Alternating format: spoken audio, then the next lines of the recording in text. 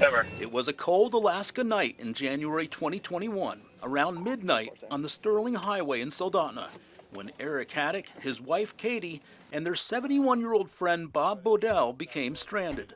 Bodell says Haddock was giving him a ride home when they ran out of gas. Yeah. Haddock and his wife say they used their cell phones as flashlights, signaling in the direction of a house at the end of a dark driveway. Didn't see anybody move or anything, just heard loud dogs. So I decided to point at the vehicle and point where I was going, and then I walked away. Bob Bodell says he stayed inside the SUV while Haddock and his wife left on foot to get gas. But the people in the house, at the end of that dark driveway, called 911. All right, tell me exactly what happened. There's suspicious flashlight activity at the end of our driveway. Our dog's going crazy. Recent trooper recruit Brian Glenn responded to the call. He had graduated from the academy 6 months prior and was working alone that night. He did have a device to record audio. The trooper arrived to find a man sitting in the passenger seat of an SUV. Operating procedures for Alaska State Troopers state, officers shall make every effort to digitally record their interactions with the public. Recording prior to contacting the public is recommended. I was sitting on the passenger side. But the audio recording in Bodell's case begins after things get heated, and the trooper tells Bodell he's issuing a disorderly conduct warning. I'm not asking. What am I being charged with?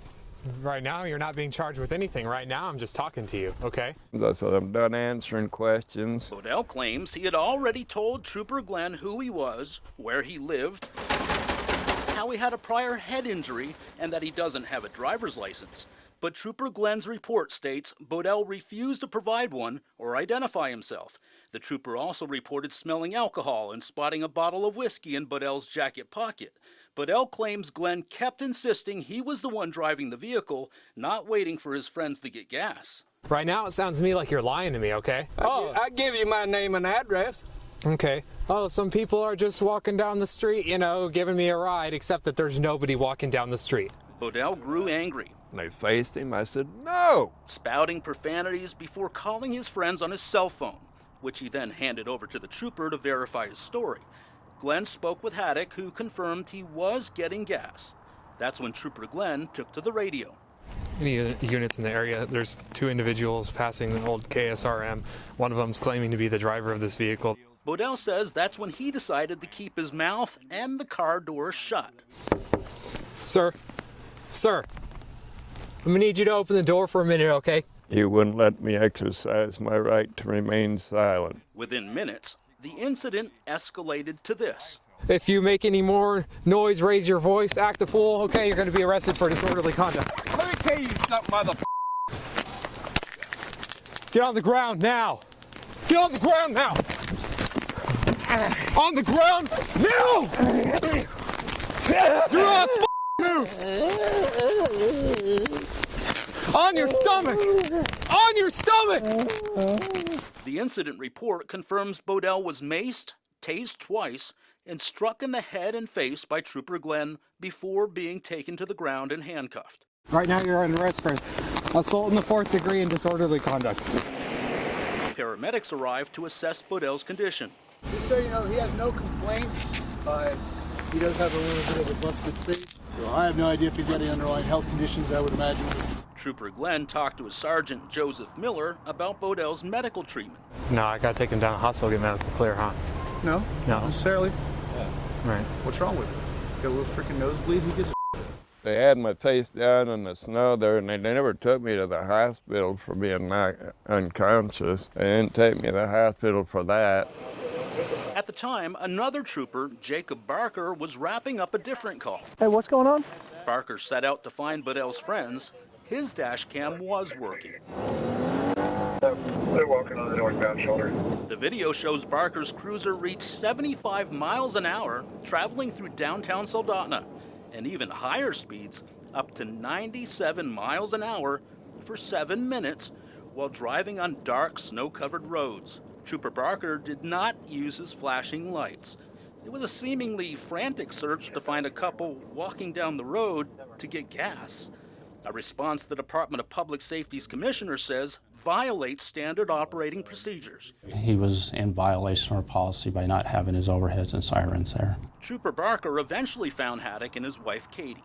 All right, Eric, so how much have you had to drink tonight? I had a beer like early. Well, I'm smelling a lot of alcohol coming off of you. My wife's been drinking all night. Okay, well, just from what I'm smelling, I'm going to say a beer isn't honest. It seemed at that point they were no longer interested in anything other than trying to find something to stick, a charge. And there was a report of you having an alcohol bottle on you. No alcohol. When you were walking away. Despite the fact Haddock was far away from his car, he agreed to a field sobriety test. Trooper recruit Joseph Robles, who graduated from the academy 2 months prior, conducted that test. When did you have your first drink tonight?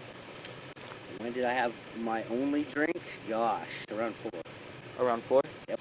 Haddock was tested and apparently passed. Robles then stepped aside to consult with another trooper. In this situation, would I be able to use a PBT to see if he has any alcohol in him? So there isn't an arrest anyway, right? No. So what's the PBT matter? I guess it doesn't really, because I have to make my decision before that. That's just to confirm. Yeah. Okay. Yeah, That's fine. Okay. Yeah, it was pretty cold out that evening. All right, Eric. Eventually, Haddock and his wife were free to go. But that was not the case with Bodell, as he described in this YouTube video recorded 4 days after his arrest. This is what happens when you exercise your rights to remain silent to the Alaska State Troopers. Bodell would have to plead his case in court, and he was worried it was his word against the troopers. That means I'm going to die in prison for nothing. In January 2021, 71-year-old Bob Bodell was arrested and released, awaiting trial on charges of disorderly conduct and the assault of a state trooper. But Bodell believes he is the victim of a rookie trooper. This wasn't all they did to me. 71-year-old Bob Bodell was maced, tased twice, and struck in the head and face by Trooper Brian Glenn, who had been on the force for about 6 months. But there is no video of the incident in question because the officer's dash cam was out of service and his replacement cruiser didn't have one. And his audio recording was started well after the exchange became heated. Bodell says the incident left him with uncontrollable shakes and memory problems, making him more dependent upon caretakers. Yeah, I used to be able to ride the four-wheeler, but yeah, that's out. But an internal AST investigation determined Trooper Brian Glenn did not use excessive force. He was the aggressive person. Our trooper was not aggressive during this. The Department of Public Safety says a third-party law enforcement agency also investigated the Bodell case, and they came to the same conclusion. So this case was then forwarded to the district attorney's office for prosecution, and the DA's case was gaining momentum. Nearly a month and a half after Bodell's arrest, a new witness emerged. Troopers were notified that a woman who was in the house at the end of the long driveway witnessed the incident. Alaska's news source obtained the audio recording of Sergeant Joseph Miller's interview conducted with Lakeisha Lee and her brother-in-law, Richard Fenn.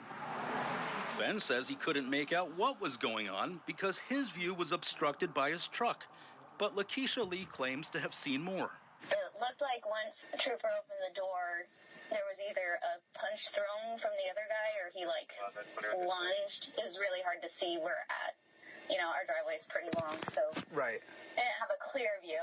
She said that she saw you lunge at the officer. Did not happen.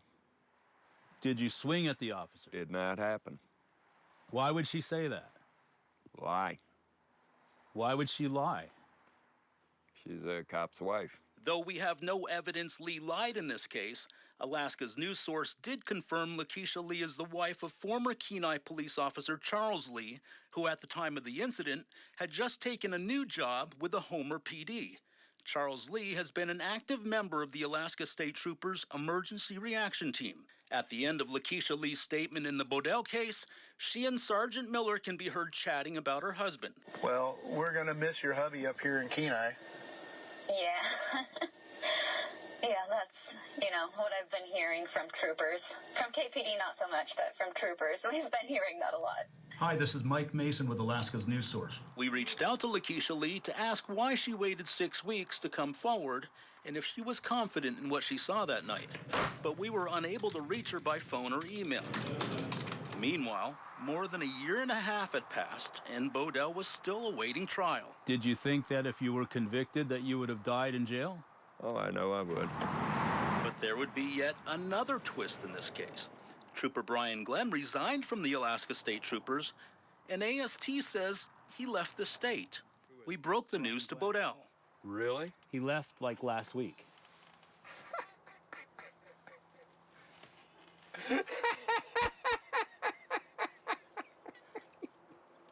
That makes you pretty happy.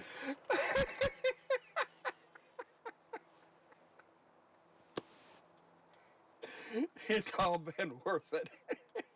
AST says Glenn resigned in good standing, and they stand by the arrest.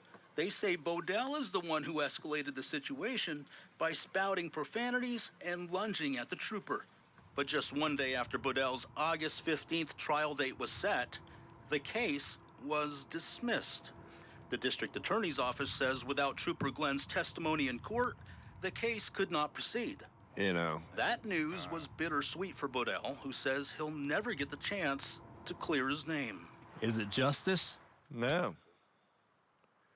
I mean, Brian Glenn's not a cop, but they let him resign, so he'll just go get a job as a cop somewhere else and do the same thing to some other old person.